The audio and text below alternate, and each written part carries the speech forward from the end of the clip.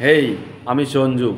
তো বাংলাদেশের মেগাস্টার, বাংলা ইন্ডাস্ট্রির বস এবার পা রেখেছে কলকাতায়। ইয়াস, বাংলাদেশের বস এবার কলকাতায় পা রেখেছেন।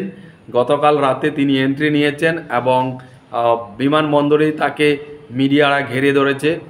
তো বুঝতেই পারছেন, স্টারডাম রয়েছে, তার সিনেমা চলছে, ভাই সবাই তো চাইবে না একটু অ্যাটেনশন নেই।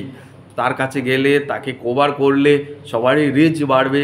তো সেখান থেকে দাঁড়িয়ে আমাদের ভাস্বতী ঘোষ, পাগলি ঘোষ, সে তো অলরেডি চামচামি শুরু করে দিয়েছে, কারণ তার রিচ বাড়ছে।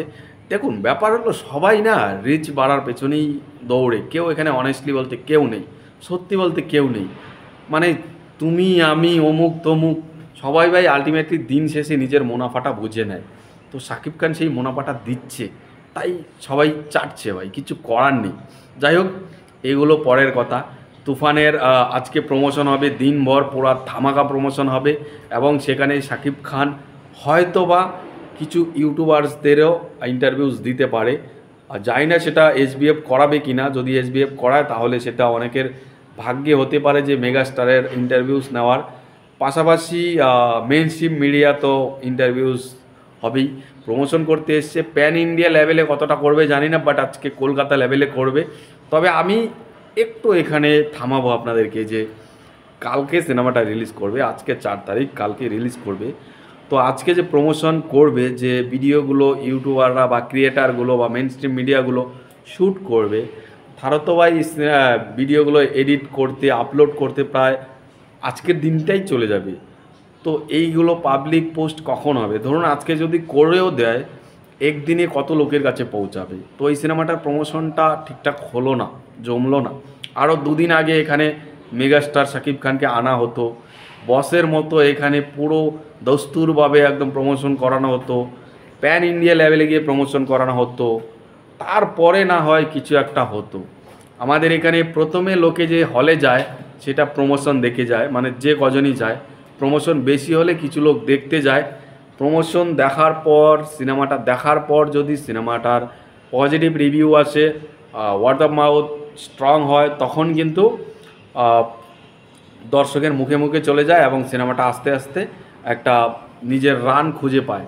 তো এরকমভাবে একদম মানে বিনা প্রমোশনে খুব চাপ থাকে। আর বুক মাই শোতে দেখলাম অনেক কটা শো চলে এসছে। তো সকালে আমি এখনও চেক করিনি কতগুলো শো হাউসফুল বা কতগুলো টিকিট সেল হয়েছে, আমি এখন চেক করব। এর পরের ভিডিওটা আপনাদেরকে একদম প্রমাণ সহকারে নিয়ে আসবো।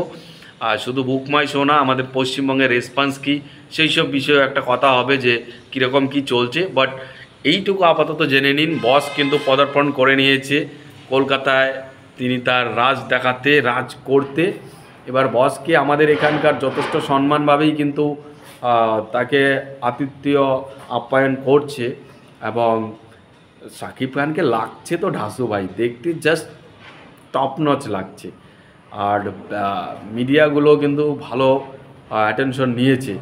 তো এখনও কিছুই না, আজকে মনে হয় কিছুক্ষণ পর হয়তো 10টা-11টার দিকে কোনো একটা ইভেন্ট হবে, যেখানে মেন স্ট্রিম মিডিয়া এবং আমাদের ইউটিউবার্স কিছু থাকতে পারে। দেখা যাক এইচবিএফ কীভাবে সেই প্রোগ্রামটা তারা রেখেছে বা কিভাবে করেছে। বাট আলটিমেটলি এটা মানতে হবে যে তুফান কিন্তু ভাই বক্স অফিসে কী হবে জানি না, বাট মানুষের মনে কিন্তু একটা নাড়া অলরেডি দিয়ে দিয়েছে। কারণ সিনেমার গানগুলো আমাদের এখানে চলছে, দুষ্টু কোকিলও চলছে এবং প্রথম গানটা লাগে উড়াদুরা, সেই চলছে, সেই বাজছে। আপনি যেখানে যেদিকেই যান না কেন এখন দুষ্টু কোকিল টং টং টং চলছে ভাই, চলছে, কিছু করার নেই। গানগুলো ওরকমভাবেই তৈরি, তবে গানগুলো একটু ইন্সপিরেশন নেওয়া, বাট গানগুলো হিট করেছে যেহেতু গানের ভাষাগুলো, শব্দ চয়নগুলো খুবই সাধারণ, সেখান থেকে দাঁড়িয়ে কিন্তু গানগুলো হিট করে গেছে। এবং আমি বলবো মিউজিকগুলো খুব ভালো হয়েছে, মিউজিকগুলো খুবই ভালো হয়েছে। যাই হোক, সব কিছুই ভালো। এবার সিনেমাটা কীরকম রেজাল্ট করে সেটা দেখুন। আর ভিডিও আজকে এখানে শেষ করছি। আর আমাদের সাথে যদি ফেসবুকে জুড়তে চান তাহলে আমি এই ভিডিও নিচে ডেসক্রিপশানে লিঙ্ক দিয়ে দেবো, ফেসবুকেও যান। ফেসবুকে আমি অনেক ভিডিও ক্রিয়েট করি, সেখানে গিয়ে সাপোর্ট দেখান। তো এখানেই শেষ করছি, টাটা।